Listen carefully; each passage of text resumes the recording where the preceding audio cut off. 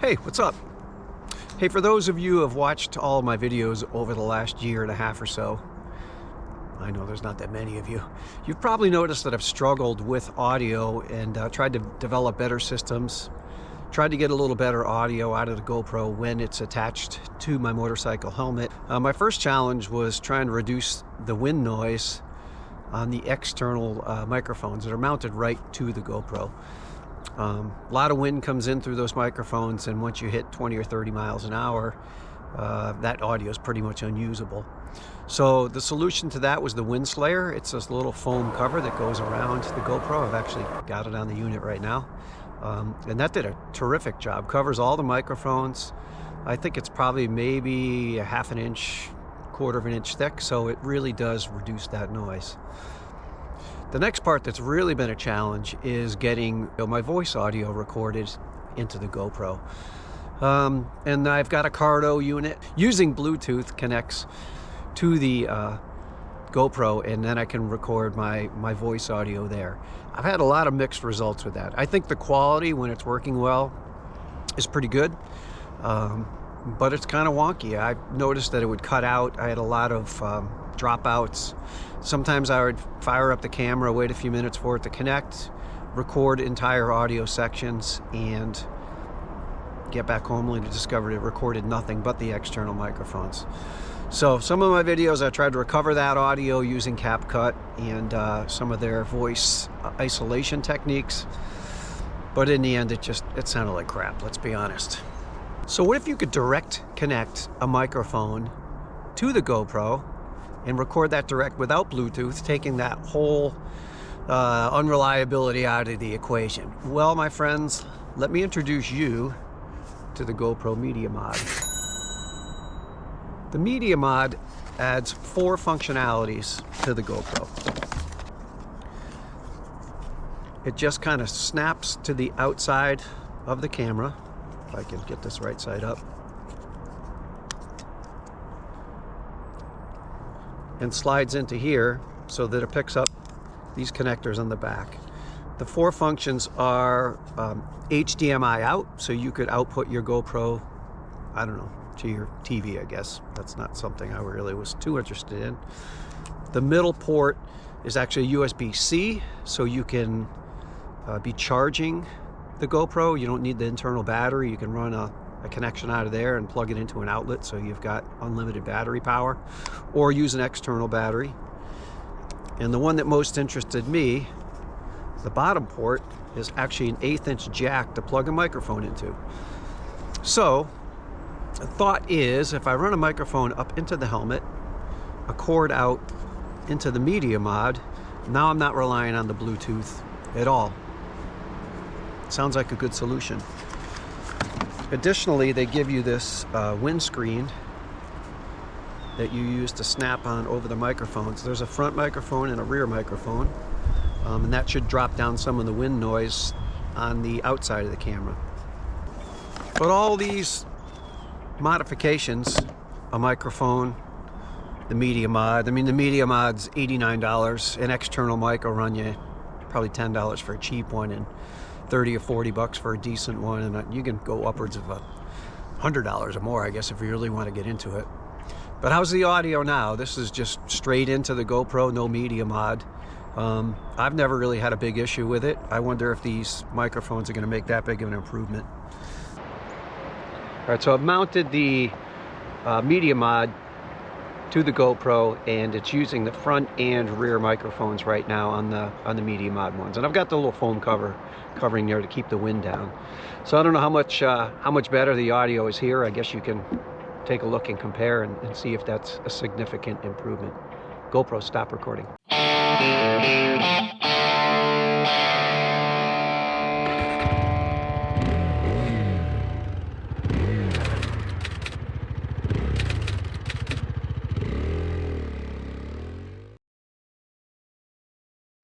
So let's take a look at some wind tests. I really wanted to test out how much better the Media Mod was at reducing wind noise. I think that the wind slayer does a pretty good job, but maybe having maybe having front and rear mounted microphones could create a little bit more engine noise and a little less wind noise. So let's take a look at some comparisons now. All right, well, I am all wired up here. You can see in the mirror I did have to do some taping here. I am wired to power running into my jacket. That's the blue wire into a battery. And the purple Panda microphone is inside my helmet. Let's see how this setup sounds.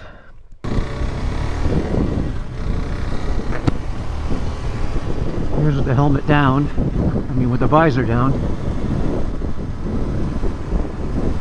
Imagine it's pretty quiet in here. Probably not picking up any wind noise or road noise. Well, let's get it up to speed and find out.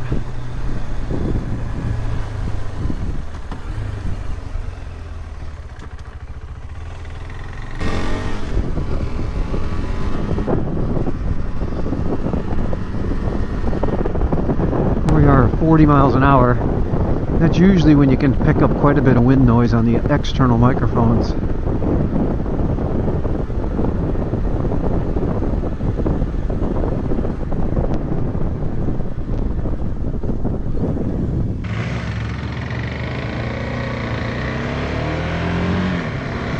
Well, all right, it's time to run some audio tests. Listening to the audio from the Cardo from inside my helmet, and the audio outside the helmet is being recorded by the front and rear facing microphones on the GoPro Media Mod. I'm currently doing about 40 miles per hour. That's usually enough to generate pretty good wind. I want to get to a spot up here where I can get up to 50 and maybe 60. Let's just make sure there's no speed traps here. Miles per hour.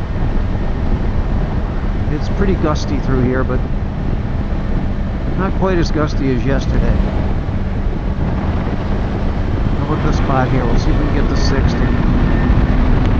60. 62 miles per hour. How's that for wind? Pretty good? All right, well, here's the big surprise that I found with the Media Mod and messing around with the Cardo Bluetooth. I think the biggest problem with the Cardo losing connectivity to the GoPro is just constant power. Because what I did was I decided I was only going to connect the Cardo to the GoPro. I deleted it from my iPhone. So yeah, now I can't listen to music while I'm riding. I guess if you get a phone call, you just got to pull over and take the call. But I'm not going to listen to music while I'm riding. I'm not going to take a call while I'm riding. So why do I even need the Cardo to be connected via Bluetooth to my phone? I really don't. If it's an intercom situation where I'm out riding with my son and we want to talk to each other, that doesn't use Bluetooth. It uses Cardo's network to talk to each other. So I thought about it and deleted it from the phone, connected it to the GoPro, and the audio quality is good. And here's the big bonus I found with the Media Mod: the constant power.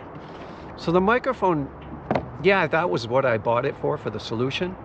But in the end, I just really wanted constant connectivity to the microphone on the Cardo. And the solution was to feed a battery power into that USB-C port on the GoPro and have an external battery that I would just tuck in my pocket and tuck the cord down to my thing. Now I never need to turn the GoPro off. When I leave and hit the road, I'll leave the lens cover on until I'm ready to record, so I'm not getting bug smashed against it or whatever.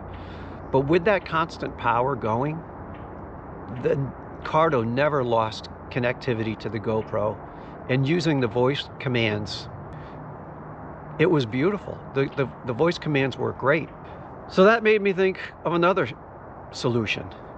If all I need is battery power, and I don't care about the HDMI out, and I don't care about the external microphones. So what if the only advantage to having the Media Mod is constant power? Do you need the Media Mod? Well, my friends, let me introduce you to the GoPro pass-through door. This is a door that attaches to the GoPro and allows USB power, constant power, to be fed into the GoPro. Now you never have to turn the GoPro off. That's a great solution. Alright, so here's the new setup. We've got the external battery feeding the USB-C in the pass-through door. We've got the Wind Slayer foam cover covering all the microphones. And on this side, we've got the Cardo. So when the Cardo comes on, you can see it says Bluetooth connected. So the audio is ready to go. And using voice commands from inside the helmet, you can do things like GoPro start recording. And it won't record because I didn't put an SD card in. Yep, that's pretty neat. I'm going to tuck this wire into here, feed that down to my jacket.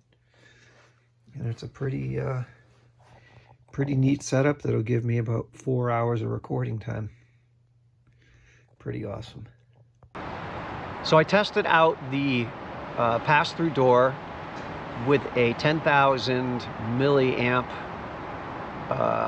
external battery. I started with a fresh SD card, 256 gigabytes, and 100% power in the battery, and I plugged it in. I ran at 4K, 60 frames per second, and a fan on the GoPro just to keep it cooled down so we wouldn't have any overheating issues. Now when I fire up the GoPro with that SD card in there, it tells me I have about 4 hours of recording time. But when I came down and checked hours later, I had actually recorded 4 hours and 28 minutes onto that SD card without stopping, without overheating. And the battery actually had 10% battery life left. So that's pretty incredible. And that's not in standby time, that was in recording time. So to me, to hit the road, to do 4 or 5 hours of riding and maybe a couple of hours of recording that are going to get edited down to a nice, neat 15-minute video. Boy, there's not much of a better solution than that. Just feed the battery into the pass-through door, power the GoPro up, turn on the Cardo and let the Cardo connect. I did find that doing it in that order does help. You have the GoPro on first, then turn on the Cardo, and you actually get a notification on the GoPro that says that it's connected via Bluetooth to the Cardo. So, some pretty good stuff. So what's the final word? Do I keep the Media Mod? I mean, for 90 bucks, I don't know how much use I'm gonna get out of it. I guess I'll have to take a look at this video afterwards and see how much improved the audio is.